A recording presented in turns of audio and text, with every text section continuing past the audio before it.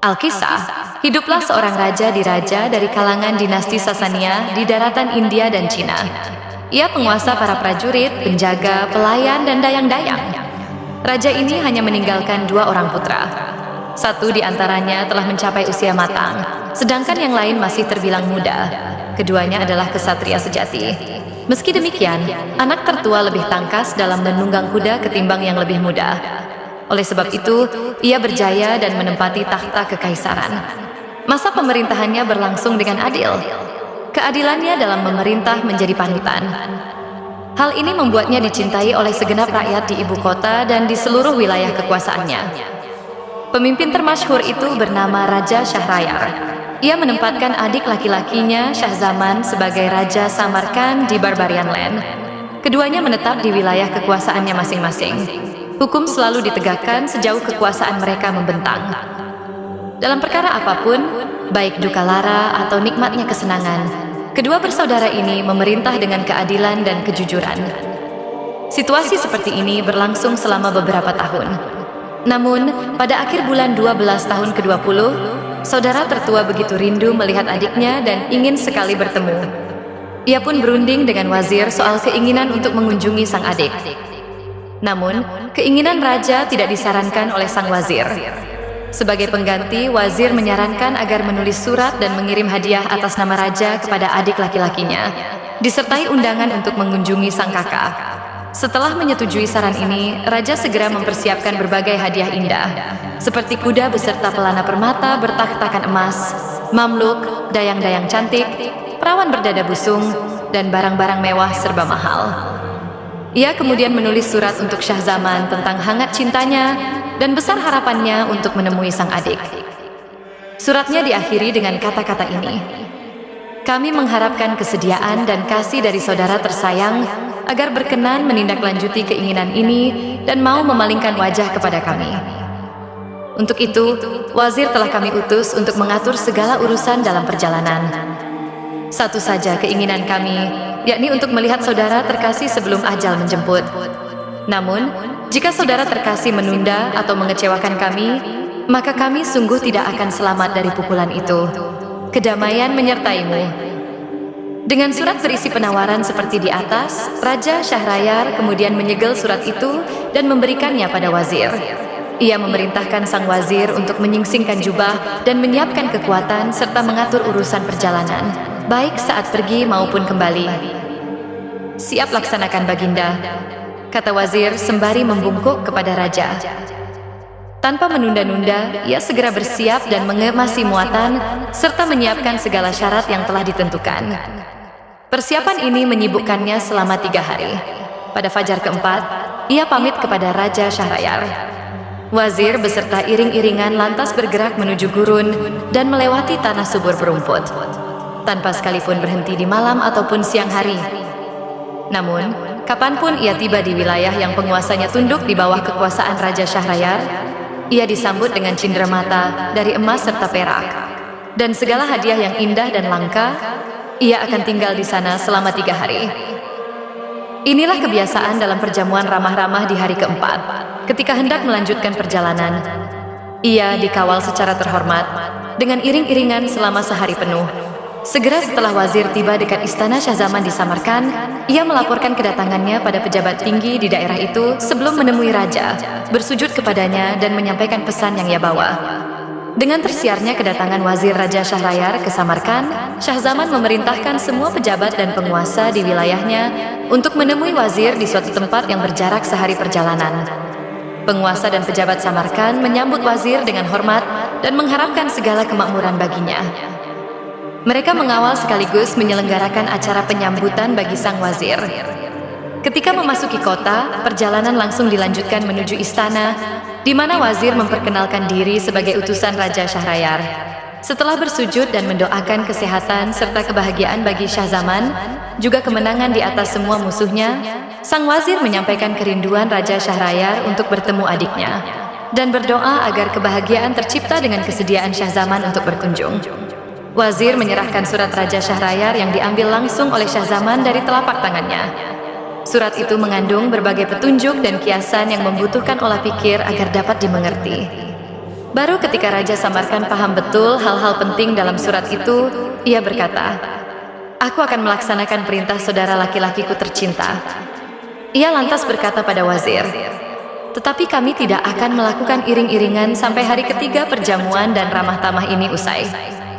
Syahzaman menunjuk tempat peristirahatan di istana untuk wazir utusan kakaknya itu. Tenda bagi para prajurit pengawal wazir pun didirikan.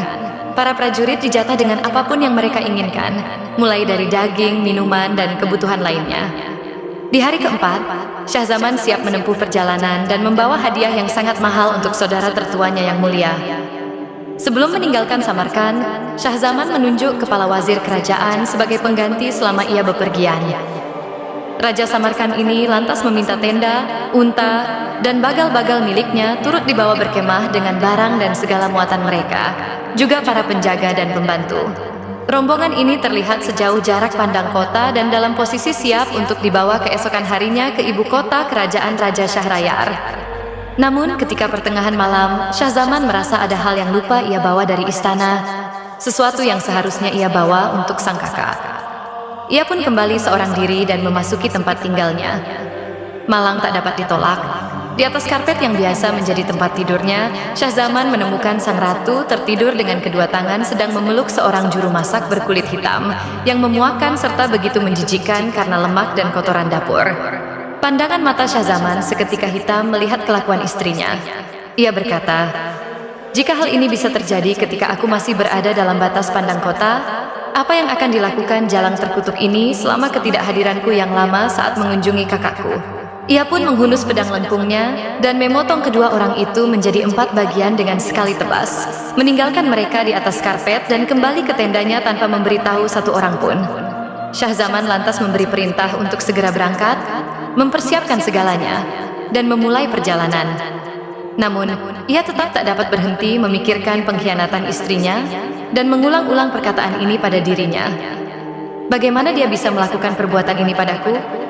Bagaimana bisa dia menciptakan kematiannya sendiri? Kedukaan yang dalam datang menyelimutinya. Warna kulitnya berubah kuning. Tubuhnya didera rasa lemah. Ia terancam penyakit berbahaya, layaknya penyakit yang mengantarkan manusia menuju kematian. Melihat hal ini, wazir utusan kakaknya memperpendek perjalanan dan berhenti lama di sebuah mata air. Ia melakukan segala hal terbaik yang dapat ia lakukan sebagai hiburan bagi Syahzaman. Kini, ketika Syahzaman telah berada dekat dengan ibu kota kerajaan kakaknya, ia mengirim kurir dan utusan yang membawa kabar gembira untuk mengumumkan kedatangannya. Raja Syahrayar datang untuk menemui Syahzaman dengan ditemani para wazir, emir, bangsawan, dan pejabat tinggi kerajaan. Rombongan ini menyambut Syahzaman dengan hormat dan gembira. Kegembiraan yang mengalir deras tersebut menyebabkan kota itu dilimpahi penghormatan terhadap Syahzaman. Ketika kedua saudara itu bertemu, saudara tertua dapat melihat perubahan pada adiknya. Ia pun bertanya apa yang telah terjadi. Sang adik menjawab, "Kelelahan yang sangat selama perjalanan adalah penyebabnya. Aku butuh perawatan karena aku telah menderita akibat perubahan air dan udara. Tetapi segala puji bagi Allah karena telah menyatukanku dengan saudaraku yang terkasih dan tak tergantikan." Di balik kebijaksanaannya, ia menyembunyikan persoalan dan merahasiakan hal tersebut dari saudaranya. Syahzaman menambahkan, "Wahai Raja penguasa waktu dan khalifah dari gelombang pasang, hanya lelah perjalanan yang telah menyebabkan cairan empedu dalam tubuhku membuat kulitku kuning dan kedua mata ini demikian tenggelam." Setelah itu, keduanya memasuki ibu kota dengan segala penghormatan. Saudara tertua lantas menyediakan tempat bagi adiknya di sebuah istana yang diteduhi taman kenikmatan. Waktu berlalu tanpa perbaikan kondisi bagi Syahzaman. Raja Syahrayar menghubungkan kejadian ini dengan perpisahan sang adik dari tanah air dan kerajaannya. Ia pun membiarkan Syahzaman sembuh dengan caranya sendiri dan tak bertanya lebih jauh. Hingga suatu hari, ia kembali berkata, "Wahai saudaraku, aku tahu bertambah lemah tubuhmu dan bertambah kuning pula kulitmu." "Wahai saudaraku," balas Syahzaman, "aku memiliki luka dalam." Syahzaman tetap tak mau menceritakan pengkhianatan istrinya. Raja Syahrayar kemudian memanggil tabib dan pramu obat. Ia meminta mereka menyembuhkan adiknya sesuai aturan seni pengobatan. Pengobatan dilakukan selama sebulan penuh. Namun minuman obat dan ramuan yang dibuat sama sekali tidak membantu. Semua karena Syahzaman diam berlarut-larut dalam bayang-bayang pengkhianatan istrinya. Bukannya menjadi lebih baik, Syahzaman malah semakin murung. Pengobatan itu pun menjadi sia-sia. Suatu hari, sang kakak berkata padanya, "Aku akan pergi berburu dan berlatih untuk bersenang-senang serta menghibur diri. Mungkin suasana hatimu bisa lebih cerah jika mau ikut." Namun Syahzaman menolak dengan berkata, "Wahai Kakanda, aku mohon kebaikan hatimu agar bisa berlama-lama tinggal di tempat ini tanpa keriuhan. Biarkan aku merenungi rasa sakitku yang tak kunjung hilang." Syahzaman pun melewati malam dengan hanya berdiam diri di istana. Keesokan paginya, ketika sang kakak telah pergi keluar, ia meninggalkan ruangannya dan duduk di salah satu jendela yang berterali sembari melihat pemandangan indah di luar. Ia diam memikirkan betapa pilu pengkhianatan istrinya. Berkali-kali ia menghela napas panas dari dadanya yang tersiksa. Saat Syahzaman merenungi kesedihannya, pintu belakang istana yang dijaga dengan hati-hati agar tetap memiliki privasi terbuka lebar. Dari pintu itu, keluarlah 20 orang budak perempuan mengelilingi istri kakaknya yang terlihat luar biasa cantik. Sebuah gambaran kecantikan dan kemolekan, keselarasan dan kejelitaan yang sempurna, yang berjalan dengan keanggunan layaknya seekor kijang yang berhasrat akan aliran air yang mendinginkan. Kemudian Syahzaman mundur menjauhi jendela, tapi tetap melemparkan pandangannya pada rombongan itu, mengawasi mereka dari tempat di mana ia tidak bisa diawasi. Mereka berjalan tepat di bawah jendela berterali dan berjalan sedikit ke arah taman sampai menemui sebuah kolam besar yang di tengahnya terdapat air mancur. Mereka melucuti pakaian masing-masing dan memperlihatkan apa yang biasanya tak pantas diperlihatkan. 10 di antara mereka selir raja dan 10 lainnya adalah mamluk. Kemudian mereka berpasang-pasangan satu dengan yang lain. Namun sang ratu yang tinggal sendiri segera berseru dengan suara yang lantang, "Datanglah kepadaku, wahai tuanku Said." Kemudian, muncul dengan cara melompat dari salah satu pohon seorang negro berliur dengan mata yang juling sampai memperlihatkan dengan jelas bagian putih matanya. Sebuah pemandangan yang benar-benar mengerikan. Ia berjalan tanpa ragu ke arah sang ratu dan merangkul lehernya. Sementara ratu menerimanya dengan hangat. Kemudian, ia menciumi ratu dan ia membelitkan kedua kakinya ke kaki sang ratu. Layaknya lubang kancing memeluk kancingnya, si negro mendekap dan menikmati sang ratu. Hal yang sama juga dilakukan para selir dengan para mamluk sampai hasrat mereka terpuaskan. Dan mereka tidak berhenti bercumbu, berdekapan, berangkulan, dan bersenang-senang sampai siang mulai surut. Ketika mamluk bangkit dari dekapan para gadis dan budak kulit hitam beranjak dari dada sang ratu, para lelaki mengembalikan samaran mereka ke sedia kala, kecuali si negro yang kembali ke pohon. Mereka masuk ke dalam istana dan menutup pintu belakang seperti semula. Kini, ketika Syahzaman melihat kelakuan kakak iparnya, ia bergumam, "Demi Allah, musibah yang kualami lebih ringan dari hal ini. Kakakku adalah raja yang lebih masyhur dari segala raja dibandingkan aku. Tetapi perbuatan tercela ini terjadi di tempatnya sendiri, dan istrinya jatuh hati pada budak menjijikkan yang paling menjijikkan itu. Sungguh semua ini menunjukkan bahwa semua perempuan melakukannya dan tidak ada perempuan yang tidak serong dari suaminya. Allah akan menyiksa setiap jiwa yang melakukannya, serta orang-orang bodoh yang bersandar kepada mereka untuk mendukung atau mengarahkan kelakuan keji dengan tangan mereka." Setelah melihat hal itu, ia membuang jauh kesedihan, kemurungan, rasa sesal, dan keluhnya. Ia menenangkan dukanya dengan berkali-kali mengucapkan kata-kata ini, "Aku bersaksi bahwa tiada satupun laki-laki di dunia yang terbebas dari kejahatan mereka." Ketika waktu makan malam tiba, para pelayan membawakan berbagai hidangan di atas nampan, dan ia makan dengan lahap, layaknya seseorang yang sudah lama tak menyantap daging, yang lama tak mampu untuk melahap makanan lain bagaimanapun lezatnya.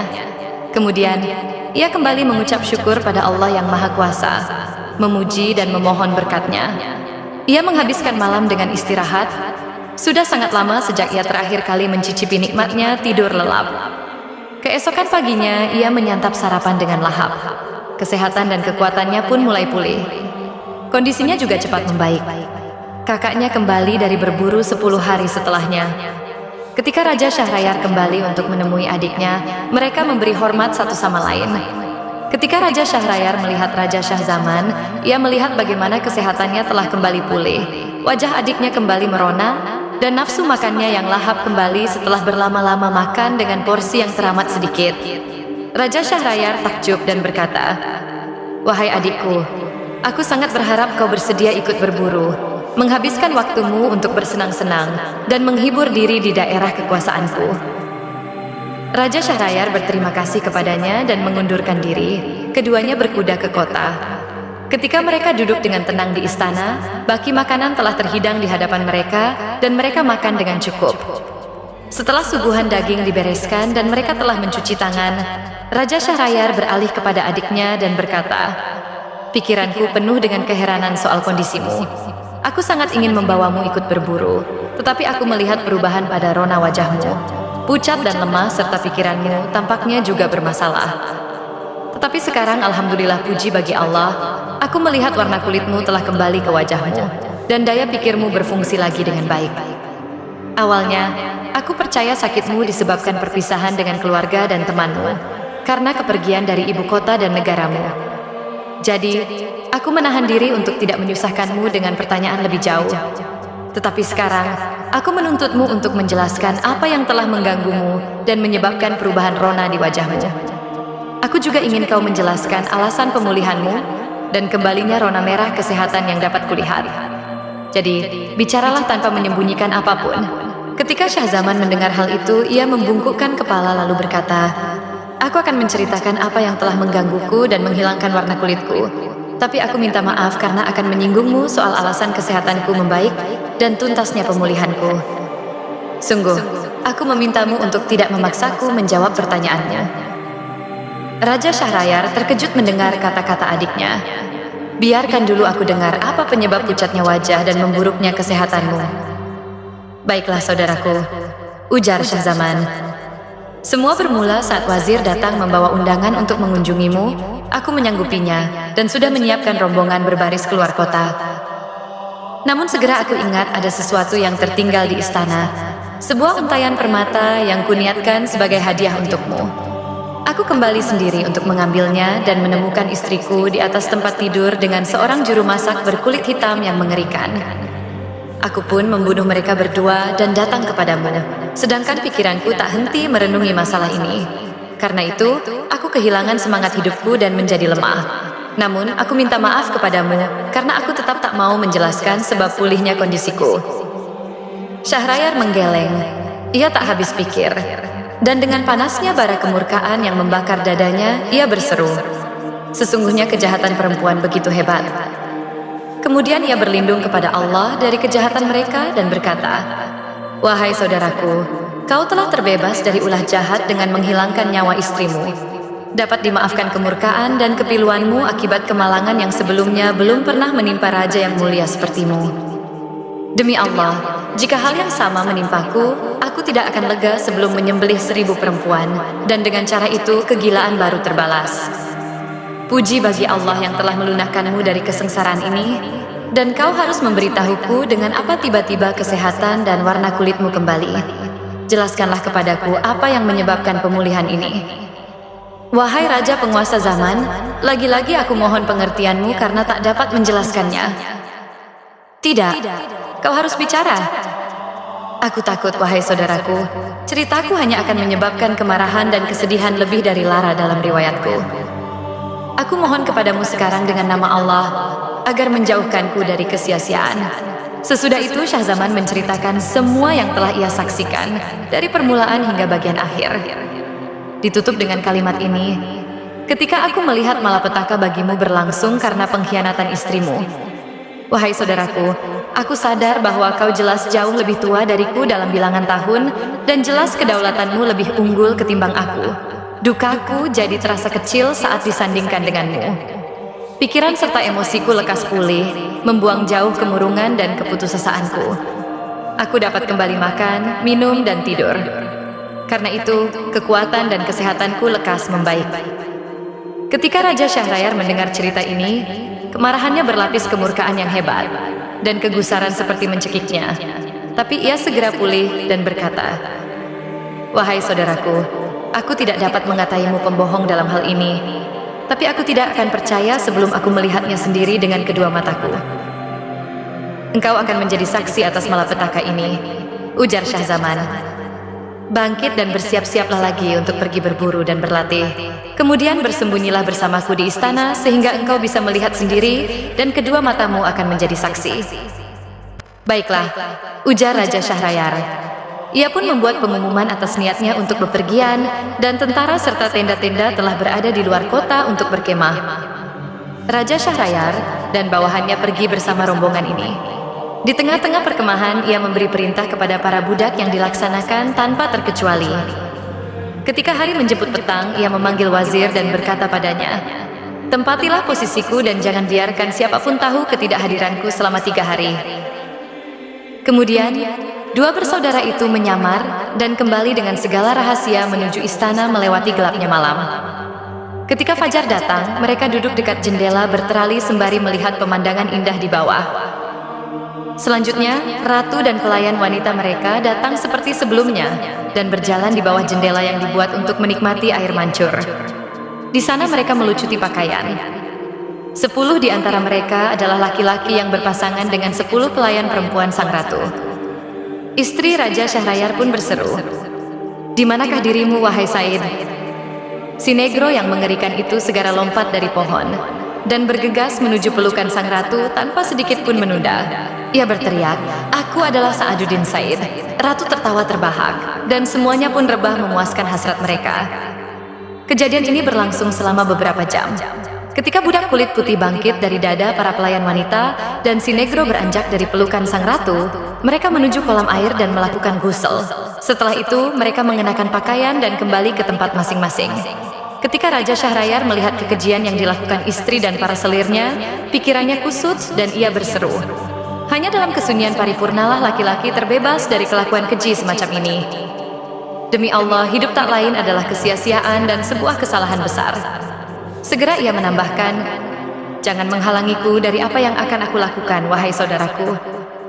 Raja Syahzaman menjawab, "Aku tidak akan mencegahmu." Jadilah ia berkata, "Berdiri sebagaimana seharusnya kita dan berterus teranglah dari sekarang, karena kita tidak memiliki urusan dengan martabat seorang raja, dan biarkan diri kita mengembara di atas bumi Allah, memuja yang maha kuasa sampai kita menemui seseorang yang juga mengalami kekejian yang sama. Jika kita tidak menemukan seorang pun, maka kita lebih baik menyambut kematian ketimbang kehidupan." Kedua saudara itu keluar dari istana melalui pintu belakang lainnya. Mereka tidak pernah berhenti dari perjalanan mereka, baik siang maupun malam hari, sampai mereka mendapati sebuah pohon di tengah padang rumput, pohon kokoh dengan mata air manis di dekatnya yang terletak di tepi laut yang asin. Keduanya minum dari mata air dan duduk untuk beristirahat. 1 jam berlalu, mereka tiba-tiba mendengar gemuruh dan gaduh dari arah pantai. Seperti ada sesuatu yang runtuh menimpa bumi. Air laut terhempas karenanya. Dari balik ombak menjulang sebuah pilar hitam yang terus meninggi hingga menyentuh angkasa dan mulai terlihat jelas dari padang rumput itu. Melihat hal ini, ketakutan mereka bertambah. Mereka naik ke atas pohon yang tinggi sekali. Dari sana mereka melihat apa yang sebenarnya terjadi. Itu adalah jin raksasa. Tubuhnya kekar dan tegap, keningnya lebar, serta berkulit hitam legam. Ia membawa peti kristal di atas kepalanya.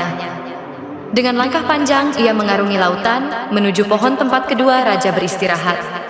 Ia lantas meletakkan peti itu di bawah pohon, mengeluarkan dari dalamnya sebuah peti mati dengan 7 gembok baja yang ia buka dengan 7 kunci baja. Ke-7 kunci itu ia ambil dari sisi pinggangnya. Dan dari peti mati itu, keluar seorang perempuan muda dengan wajah bercahaya, berperawakan molek dan ramping. Tubuhnya berpendar terang seolah ia adalah bulan di malam ke-14 atau sinar hangat matahari pagi. Bahkan penyair Utayyah telah menggambarkannya dengan tepat. Ia bangkit seperti pagi selagi ia bersinar melewati malam, dan ia menyepuh belukar dengan rupanya yang menawan. Dari sinarnya, cahaya matahari bertambah gemilang ketika ia menyingkap dan membuat sinar bulan berpendar malu. Tunduk semua makhluk di antara kedua tangannya. Saat ia menyibakkan tudungnya, pesonanya terpancar, dan ia membanjiri kota-kota dengan deras air mata. Ketika binar rupanya berkilat dengan cahaya pembawa kehidupan. Sang jin mendudukkan perempuan itu di bawah pohon, tepat di sebelahnya. Ia menatap sang perempuan dan berkata, "Wahai cinta pilihan hatiku, duhai wanita bernasab mulia, yang aku renggut di malam pernikahanmu, Tak ada seorang pun mampu mencegahku dari mengambil keperawananmu, dan tak ada yang menjatuhkan tubuhmu sebelum aku melakukannya, dan tak ada yang dapat menyelamatkan diriku dari mencintai dan memilikimu. Oh, sayangku, aku ingin tidur sejenak dengan sukacita. Ia lalu meletakkan kepalanya di pangkuan sang wanita dan berselonjor hingga kedua kakinya memanjang sampai ke laut. Tertidur, mendengkur, dan mendengus seperti petir yang bergulung-gulung. Tak lama perempuan itu melongok ke atas, ke puncak pohon, tempat kedua raja berdiam ketakutan. Kemudian ia perlahan menggeser pangkuannya dari kepala jin yang sudah lelah ia sanggah dan menempatkannya di atas tanah, lalu berdiri tegak tepat di bawah pohon dan memberi tanda kepada kedua bersaudara. Turunlah kalian berdua, janganlah takut pada jin ifrit ini. Mereka dalam ketakutan yang sangat saat sadar perempuan itu telah melihat mereka, dan keduanya menjawab dengan cara yang sama.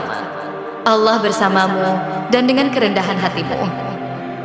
Nona, maafkanlah kami karena tak mau turun.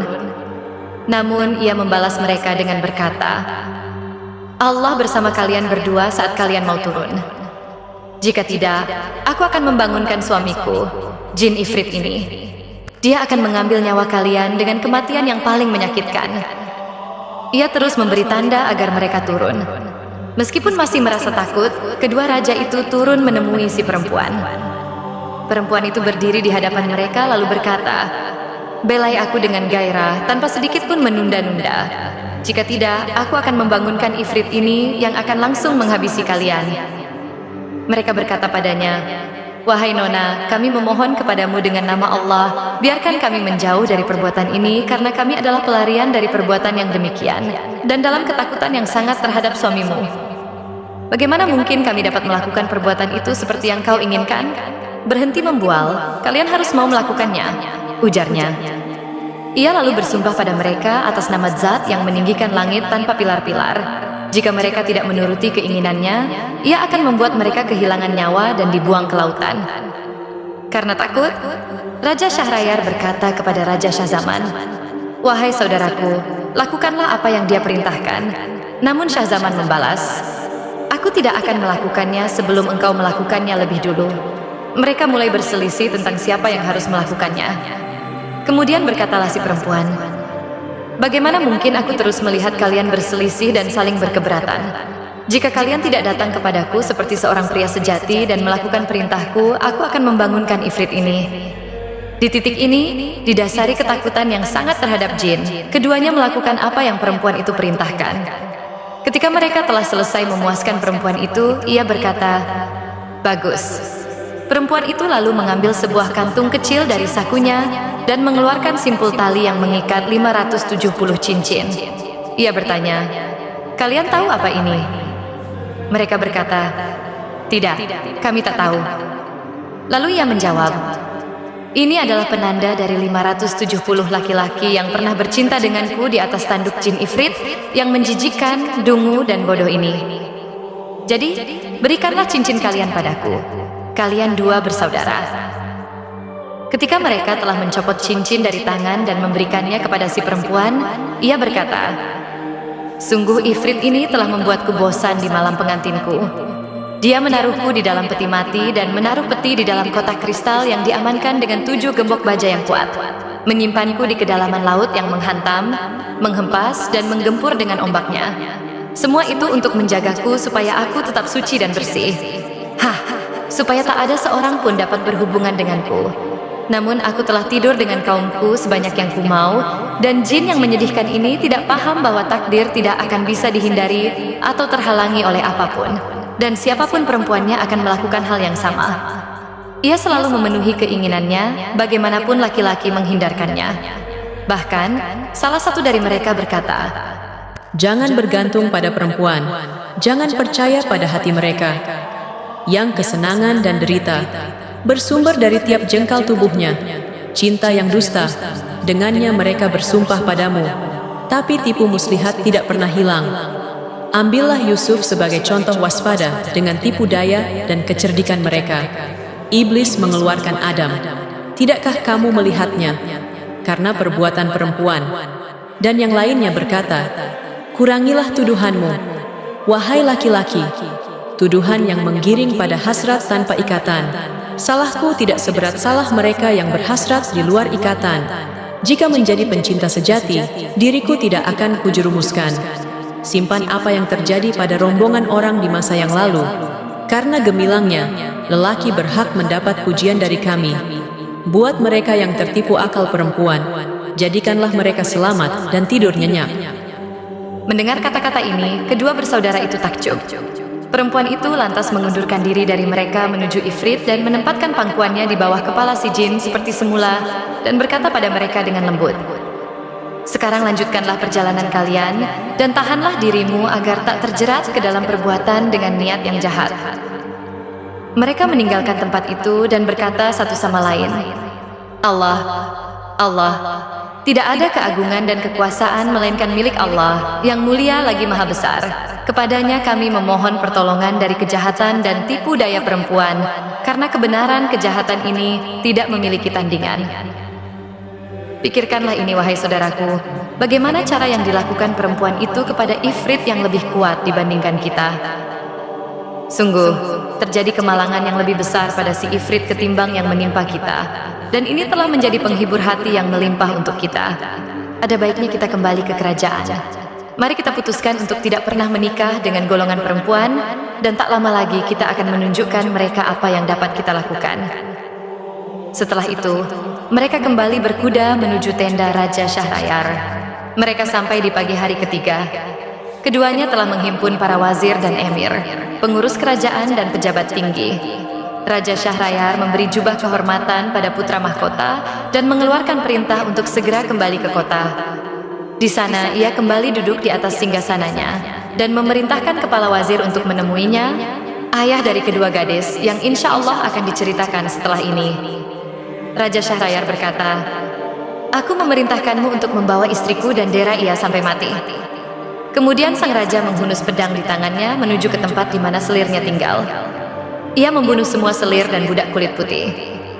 Ia juga bersumpah pada dirinya dengan sumpah yang mengikat bahwa siapapun yang menjadi istrinya kelak, ia akan mengambil keperawanannya dan membunuh istrinya keesokan paginya untuk menjaga kehormatannya. Raja Syahrayar berkata, "Tidak ada di muka bumi ini perempuan yang kesuciannya hanya untuk suaminya.